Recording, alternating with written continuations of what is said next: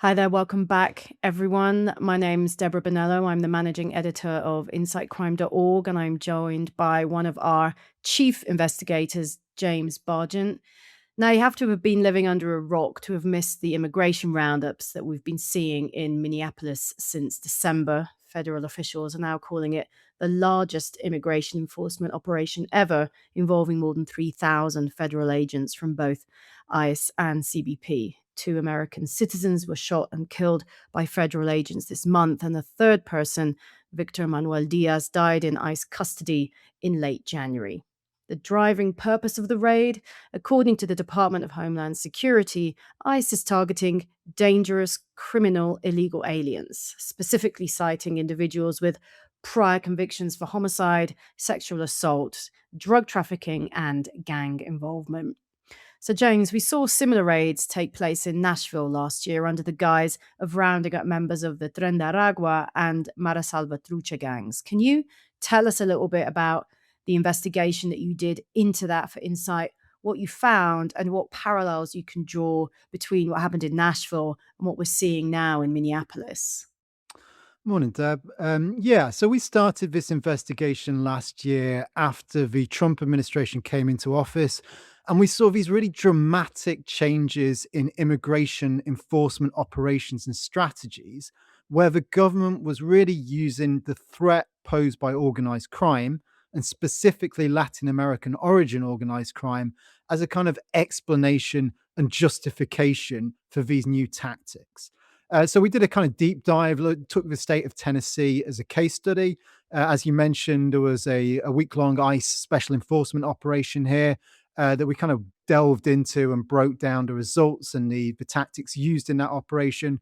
And then we also kind of did a threat assessment to look at what groups are actually present and what kind of threat they represent to communities in the state. And I think from the conclusions from that investigation, we can see real parallels, real similarities with what we're seeing now in Minneapolis, but also some key differences. There's really been an evolution in how they're implementing these immigration enforcement operations. So I'd say the major difference we've seen is just in scale. So when they started these operations, we would see them last for a few days, a week here in Tennessee, sometimes longer. But the one in Minneapolis has now been going on for over 2 months, and it's involved around 3,000 federal agents deployed. So, as you say, this is the biggest immigration enforcement operation we've seen so far. And this is reflected also in the detentions they've made. So here in Nashville, there was just under 200 arrests made in that week between Tennessee Highway Patrol and ICE officials. Whereas in Minneapolis, we've seen they're reporting over 4,000 arrests have been made. I think another key difference we're seeing is in the aggressiveness of the tactics. So they've used various different methods during these special enforcement operations. But here in Nashville, again, the main one was traffic stops. So ICE partnered with the Tennessee Highway Patrol. They basically deployed to parts of the city with high concentrations of migrant population and just made a lot of traffic stops and inspected people's immigration status during those stops and arrested those that couldn't prove that they had the status to be here. Whereas what we're seeing now is a much more aggressive street presence, not only in these violent confrontations we're seeing with protesters, as you mentioned, that have turned deadly, but also in their pursuit of targets. And I think one final slight difference that's important to note is the rhetorical use of the threat of organized crime. So initially, this was very much used as a strategic justification. That is, they were saying the threat of Latin American organized crime is why we are doing these operations. Now, what we're seeing is very much a political element to this. So, all the statements coming out from DHS, from Department of Homeland Security, and ICE, almost all of them are name checking opposition and protesters and saying that they're essentially facilitating, enabling, or protecting organized crime and violent criminals. So it's just this kind of slight but important shift in how they are using the specter and the threat of Latin American organized crime as they're reporting on these immigration enforcement operations. Where we're seeing similarities, though, is in the results. So it's important to note there's been a real lack of transparency and reliable data that's really limited our ability to fully delve into the data behind these operations. The approach we've taken is to really focus on the operational reports that DHS and ICE have been publishing. So these are limited. They're essentially highlights packages rather than complete data sets. But as they're highlights packages, we can at least assume that they are including all their main arrests and the most dangerous criminals and all the rest of it. So it may not be a complete picture, but it's enough to give us a sense of just how effective these operations are being in targeting gangs and organized crime. So what we found, we analysed as part of our investigation 26 special enforcement operations between March and September. That was supposedly targeting the worst of the worst or the worst first. And top of that worst list is always organised crime, so gangs and transnational criminal networks. So in these operations, they made over 7,000 arrests, but only 41 of them were alleged to have gang ties or links to organised crime. And of those 41, only 11 of those were actually named, allowing us to do any sort of process of verification. So we're talking about less than 0.5% of the reported detentions were linked to gangs and criminal organizations. If we compare that to what we're seeing now in Minneapolis. So I've been through 22 DHS reports detailing the results of these operations, where they're claiming to have made over 4,000 arrests, as I mentioned before.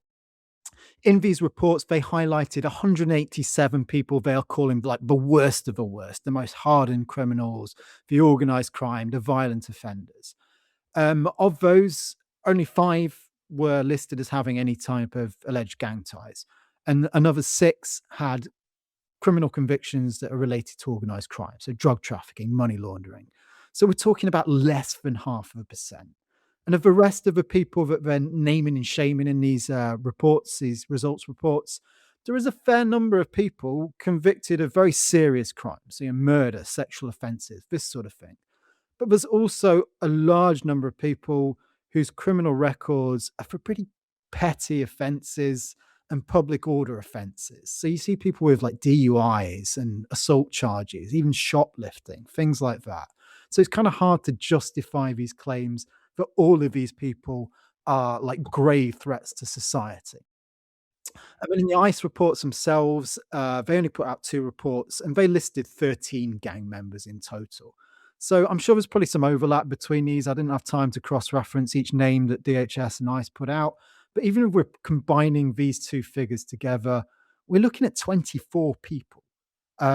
That's from a 2-month deployment of thousands of federal agents that's detained over 4,000 people.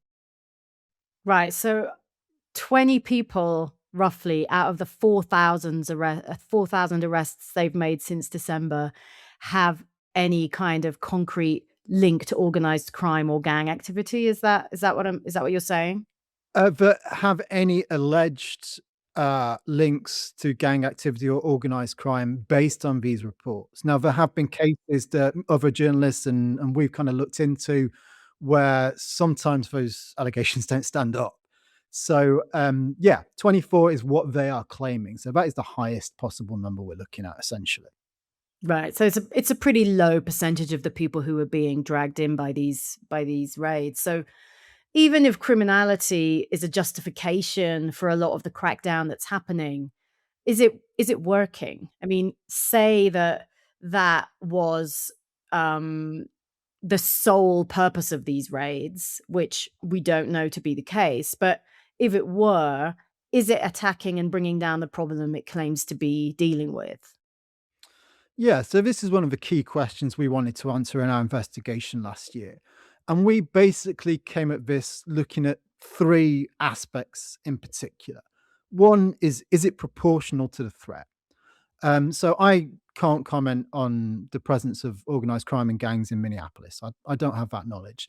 But I think Tennessee was a particularly illustrative case. It really sort of brings together a lot of the dynamics we see in much of the country. And so we focused on two groups in particular that have really dominated the rhetoric, that have been declared as foreign terrorist organizations by the Trump administration and are priority targets in this immigration crackdown. The first is Tren de Aragua. This is the Venezuelan gang that started in the prisons of Venezuela and expanded across the region, largely by following and preying on the flows of Venezuelan migrants. And what we found here is the threat of Tren de Aragua had really been overblown. There were some statements in Tennessee made by the director of the Tennessee Bureau of Investigations saying that they're here in force, they're here in every single city. And when we really went like dove deep into this issue, those claims just didn't really stand up. We saw one sex trafficking case, which was a very serious case, but the connections between this network, which is kind of a family crime clan, and Agua were really unclear. And then everything else we saw was just a handful of really sporadic cases of individuals in low-level crimes, and essentially no evidence of any broader structure or network or leadership. And that's really been reflected across the country. As you know, we've done a lot of work over the last year investigating Tren de Aragua and trying to kind of determine the line between fact and fiction and everything we're hearing. So I think it's fair to say our conclusions of that investigative work is similar to actually the conclusions of the government's own intelligence assessment, which doesn't really match with its public statements, which is there may be criminals here linked to Tren de Aragua, there may be small cells linked to Tren de Aragua, but there is no evidence of any kind of coordinated national network with a central leadership that poses a very serious generalized security threat. MS-13 is a bit different. MS-13 has been in the US since the 80s. It was born here in the US. In Nashville, it's been here at least 20 years. And while most of the groups, including the one we've seen here in Tennessee, are not particularly sophisticated, organized, powerful criminal groups, they are often extremely violent. So here in Tennessee, we've seen a string of like real brutal murders and attempted murders and other incidents of violence linked to this group. But also localized, so very kind of restricted to within certain areas. And those areas are generally the communities they come from. So their main victims are almost always the same kind of migrant populations that these gang members often come from themselves. So, in conclusion, if we're talking about whether it's proportional, there is a real threat from certain gangs and transnational organized crime groups, and that should never be denied. But it doesn't, in some cases, like Tren de Aragua, it tends to be, has been overblown by the US government. In other cases, it tends to be quite serious, but also quite localized. Which leads us to the next question we were looking to answer, which is this effective? Leaving aside all the kind of politics and the values of the issue, is this an effective crime fighting strategy? And here, what we're looking at is that you may be removing some dangerous individuals. Like some of these people that have been caught up in these immigration sweeps have no doubt are serious criminals or people with violent histories, and removing them is going to have some kind of positive impact on your community. But if your aim and your objective is to dismantle criminal organizations and have a long-term impact on citizen security and the impact they have on communities in this country, then it's kind of hard to make an argument that that's an effective way of doing it. As you know, Deb, like to dismantle a criminal organization, it requires long, slow investigations into its structure, its operations, the networks that sustain it. That's what's needed to really dismantle and disarticulate these criminal networks. And to go back to Nashville, you know, in the ICE sweep, there was one guy who was detained who was an alleged MS-13 member who had quite an Interpol red notice out for him, quite serious criminal history.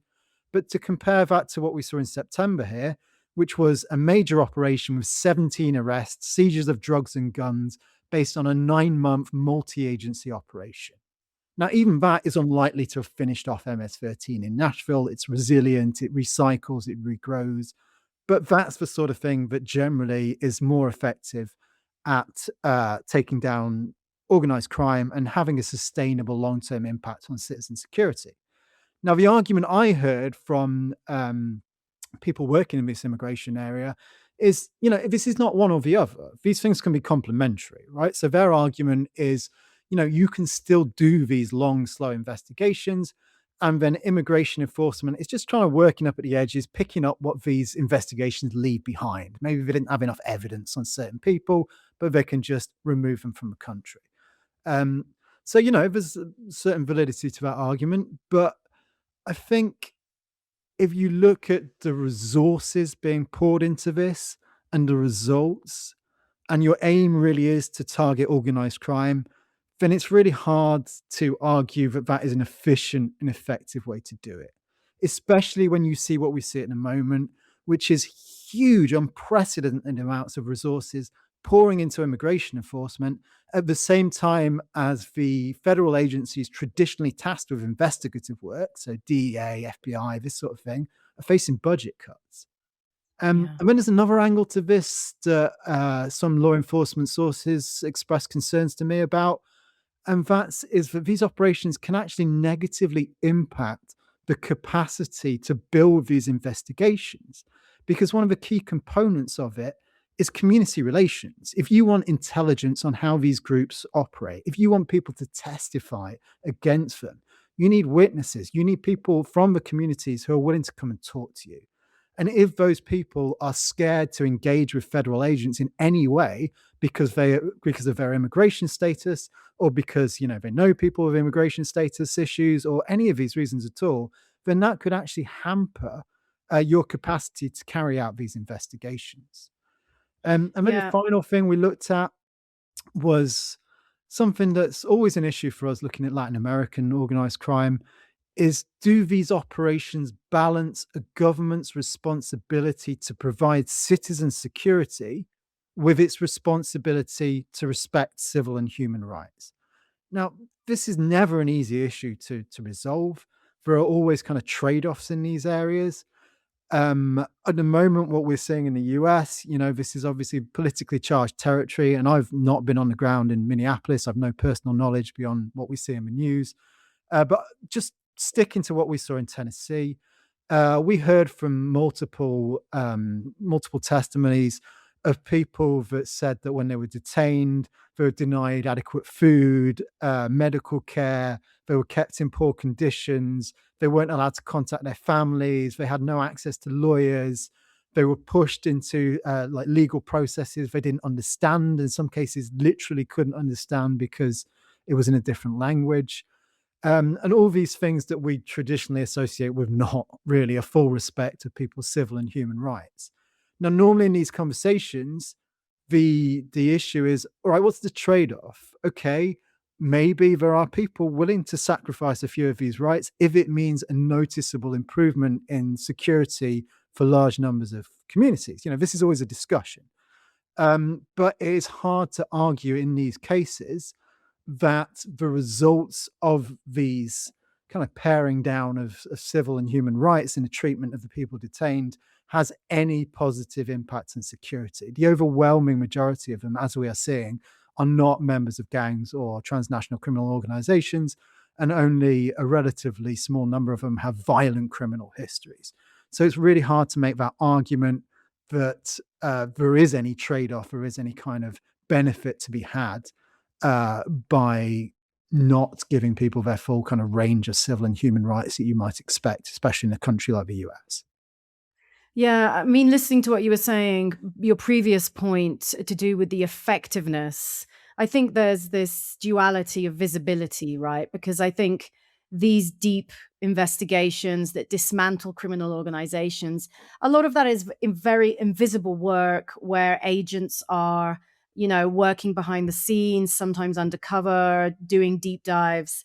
And it lacks the visibility of these raids, which send a very strong message, for better or worse, to voters, to the community, and to the world, in terms of what will be tolerated and what won't be tolerated in the US, and what the kind of language is used around those kinds of detentions, which, looking at the figures, again, 20 people connected to gang activity or organized crime in 4,000 arrests is rather like trying to perform heart surgery with a blunt spoon. I mean, I wonder whether, I'm sure we're not the only organization to point out the things that we're talking about today, James. I wonder whether that will have any kind of discouraging effect on the federal government to change tack. What do you think? I mean, I think you make a very important point, which is also something that some law enforcement sources raise with me here, that there is very much a message component of what they're doing. Like the spectacle of what they're doing has its own impact beyond the kind of security impact. So, like one ex prosecutor I talked to here said to me after the Nashville operations is, look, okay, you might not be dismantling a criminal organization here, but it's going to have a chilling effect on organized crime in the sense that these gang members, they're not going to be out and about doing what they would usually be doing if they're looking over their shoulder wearing their ISIS on every corner. And of course, that's true. Or there's certainly some truth to that. But I think it has to be said that that also essentially puts the gang members in the same position as pretty much anyone living in a migrant community right now. So it has this chilling effect on them in the same way that we're seeing people kind of reluctant to go to work or to go to school or to move about freely. That applies to gang members as well. If they are worried about being picked up over immigration, then they are less likely to be going about their daily activities, whether your daily activity is going to work or whether it's organized crime. So I think you can make an argument that that kind of visual message will have a kind of chilling impact. I think it's harder to make the argument that that will have a sustainable long-term impact on organized crime's capacity to operate in the US or its impact on citizen security and communities here. Yeah, and I think the optics are really key here and what you see playing out on the streets of Minneapolis, like we've seen throughout the region, the importance of optics. Like if we think about Nayib Bukele's almost cinematic videos around the mass incarceration of gang members down there, and we've seen those videos do the rounds on social media, which send this message in terms of how people are going to be treated and what's going to happen to them. Um, and whether those messages have a deterrent effect is very difficult to know, right? Because if it's deterring crime, then the crime is not taking place, and we can't know what hasn't happened. But I do think that increasingly we are seeing that optics are almost taking priority over sort of effectiveness and like solid results. Yeah, I think that's a fair conclusion to make. That a lot of what they're doing is about sending a message as much as it is about kind of law enforcement strategies and tactics. Yeah. Well, we'll be watching. I'm sure you will be too, James. And thanks very much for joining us and sharing your thoughts and your experience on that investigation. Good to be here. Thanks, Deb.